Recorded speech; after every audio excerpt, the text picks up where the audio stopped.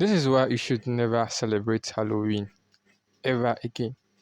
Halloween is the #1 time of year for the most human sacrifice to the devil on the planet. People go, that's ridiculous. Halloween's just about candy. It's not. In fact, in New York City, Father Labar was telling me that it's the #1 week leading up to Halloween where the most homeless go missing. There's these unmarked vans that come around and offer to take them to shelters and get meals for them, and they just bind them and they keep them and they satanically sacrifice them on Halloween. But there is a story I came upon about a year ago of a Swiss banker, and he was also brought into this whole group where they were doing human sacrifice, and he knew he was going to have to do it at some point. And so he went to a journalist and recorded everything. And he said in his, basically his story of what was going on, I don't expect to be alive in a week. 3 days later, he was found face down in a bog, dead. The reason why the demons are allowed to afflict people is that ultimately they're the instrument of our sanctification. And God allows them into our life because by having to combat them, we attain a level of virtue and sanctity